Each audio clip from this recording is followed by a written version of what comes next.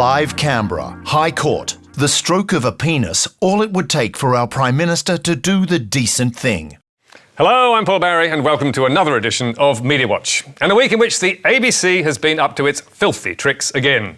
Yes, that slip of the pen was all the rage on social media around the world, with actor Stephen Fry in Britain gleefully tweeting it to his 12 million followers. The Australian PM's terms and conditions are unusual, but understandable. Or someone forgot to press space. And it just goes to show there's nothing we like better than dick jokes and media cock-ups. Never mind the bigger story that the High Court had denied an attempt to have Australia's offshore detention regime declared illegal. Some Twitter and Facebook users were far more interested in Auntie's unfortunate gaffe. And none more so than Sky's Peter Van Onselen, an ABC rival, whose Twitter post last Wednesday was retweeted almost 800 times. Make no mistake, it is vital not to omit a space between words when doing straps for TV. But despite Van Onselen's insistence that this was an ABC error, the penis tweet was in fact a fake, as is immediately clear if you go back to the original interview with Human Rights Law Centre's Daniel Webb. The stroke of a pen is all that it would take. The stroke of a pen is all that it would take. The ABC did not issue its own tweet to publicly denounce the fake on Twitter, which was perhaps a mistake, but it did tell Van Onselen and other tweeters individually that they had been had. Hi Peter, this is an altered image. Someone has removed the space between the two words. Regards, ABC News 24. And next day at Media Watch we also tried to hose it down. But nothing would stop the joke from spreading, even to the UK, where Stephen Fry's quip was retweeted more than 2,000 times before he finally took it down. So, who set it running? Well, it looks like the funster was someone who tweets as Roscommon the Cat, who told Media Watch he was actually having a crack at Malcolm Turnbull in relation to the High Court ruling. This is likely to be the Silver Foes response. Hashtag doesn't give a toss. As if the Prime Minister doesn't have enough problems already, with some in the media telling us that up to half his party is against him and that Tony Abbott may be plotting to get his job back. And on that subject, here's a classic example of a recent media beat-up. Abbott and Obama irk Turnbull. Tony Abbott may not be Prime Minister anymore, but he's certainly acting like he is. On a private trip to the US, Mr. Abbott flew to Washington, where he hooked up with his old mate Barack Obama at a dinner on Saturday night. That political scoop by Simon Benson was big news in last Monday's Telegraph. And coming as it did on the eve of Parliament resuming, it was always likely to cause a stir. The telly trailed its story on page 1 and then took up most of page 4 to tell us about all the important people who had welcomed our former leader to America's corridors of power. Abbott's friends in high places. But there was no doubting the most important connection our ex-PM had made. Dinner with Obama sure to rile Turnbull. Tony Abbott has met US President Barack Obama privately in Washington in a move that is bound to further frustrate Prime Minister Malcolm Turnbull. So how come there was no photo of the two men at their cosy private rendezvous? And why do we only see a snap of Mr. Abbott with Henry Kissinger, who was Secretary of State in the Nixon administration 40 years ago, which Mr. Abbott had posted on Twitter 3 days earlier? It was an honour to meet with Henry Kissinger this afternoon in New York. And where did this private meeting actually take place? Well, it was not on President Obama's schedule, which is published by the White House. And it was not in the Oval Office, like this encounter in 2014, which illustrated Benson's online story. Nor was it totally private. The Daily Telegraph has been told that Mr. Abbott and Mr. Obama met at an exclusive banquet on Saturday night. An exclusive banquet with several hundred guests, or so some were soon claiming. But if their chat was more like a chance encounter, the telly assured us it went really well. Sources at the function said the two had a very warm and intimate discussion. It was obvious Obama was pleased to see him, one source said. So who could this unnamed source have been? Well, we can't be sure. But our bet is Tony Abbott, because he talked to Simon Benson for the story and claimed the Americans he met had wanted to thank me for the support our government had given them. Benson's scoop made front-page news in Brisbane's Courier Mail and got a run in Melbourne's Herald Sun and Adelaide's Advertiser, all of which are owned by the Telegraph's owner, Rupert Murdoch. And it scored a big editorial in the telly, headed Abbott's place at the presidential table, which referred to the ex-PM's private meeting and private dinner with the president. And understandably, the airwaves were soon abuzz with the story. Former Prime Minister Tony Abbott has met with US President Barack Obama at an exclusive banquet. Sydney's Daily Telegraph says a private meeting between Tony Abbott and Barack Obama is another sign the former PM has no intention of sitting quietly on the backbench. News Corp reports the pair met at an exclusive banquet on Saturday night, sources saying they had a very warm and intimate discussion.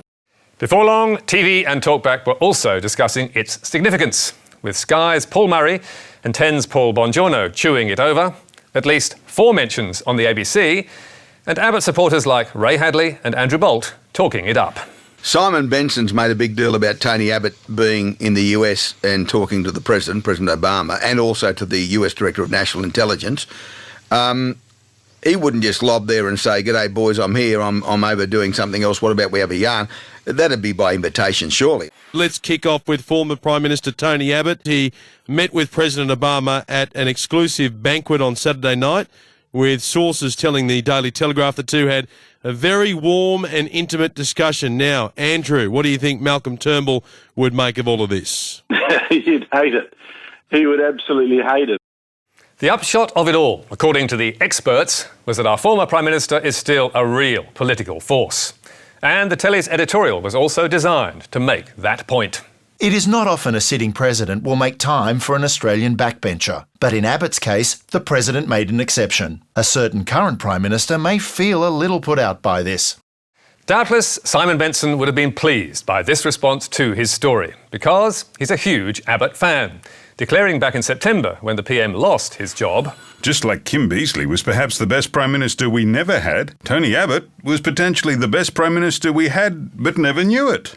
So, let's dig a little deeper into what the telly called this private meeting, or private dinner with the President.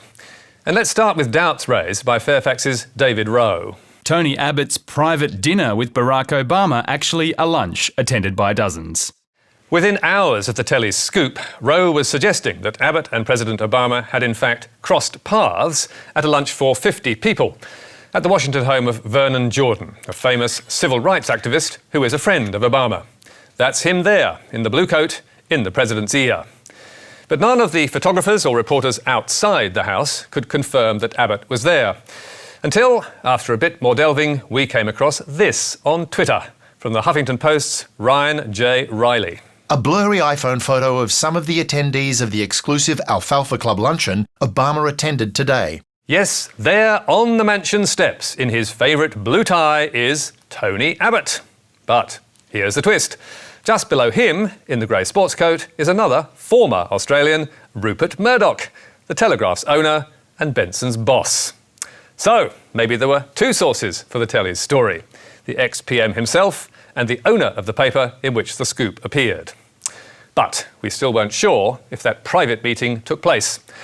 So we rang Vernon Jordan, the host of the lunch, who was happy to talk to us and told us bluntly, There were no private meetings with the President. There was a cocktail party, and then we sat down to lunch. There were 100 guests, not 50. I know, because I pay the bill. I wish it was 50. Was Mr Murdoch there? Yes, sure. Was Mr Abbott a guest of Mr Murdoch? Yes, he was Mr. Murdoch's guest at the Alfalfa dinner. And because he was in town, he came to my lunch as well, and we were delighted to have him. Did Mr Abbott meet with the President? I'm sure they shook hands, but the President shook hands with everyone in the room.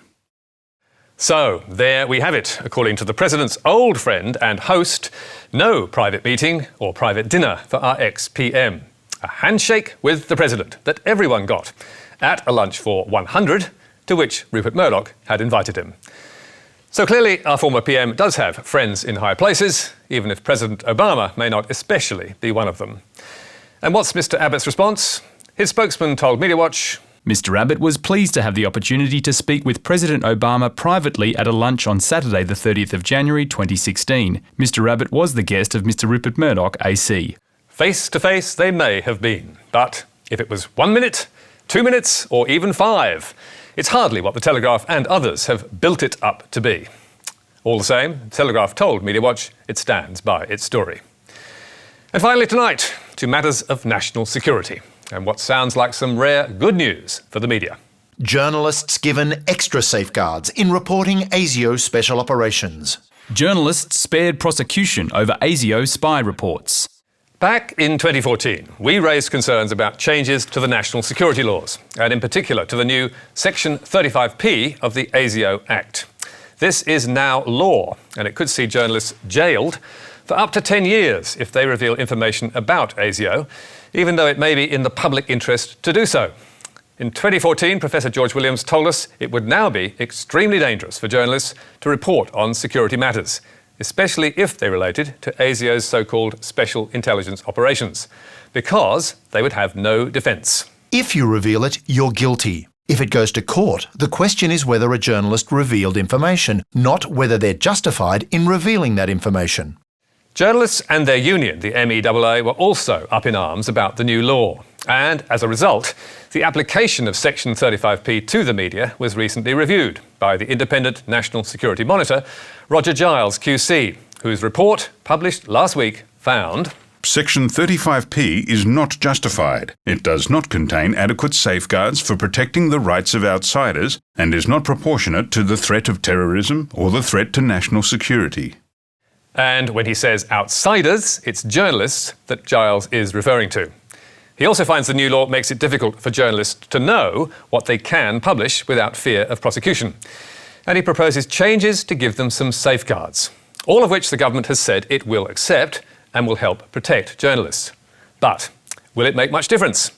Not according to the Journalists' Union, the MEAA, which says it has not change the fundamental intent of Section 35P, which is to intimidate whistleblowers and journalists. Section 35P seeks to stifle or punish legitimate public interest journalism. And indeed, we at mediawatch don't think it solves the problem either. The suggested changes are subtle and nuanced. You can see them on our website if you're interested. But the bottom line is that journalists could still go to jail if they recklessly disclose information which will endanger the health and safety of any person or prejudice the conduct of a special intelligence operation. And Professor Williams believes that proving a journalist has not acted recklessly will be hard. The problem is there will often be no effective checks they can undertake because often they will simply be told you should not report this material because there may be a risk of it causing harm.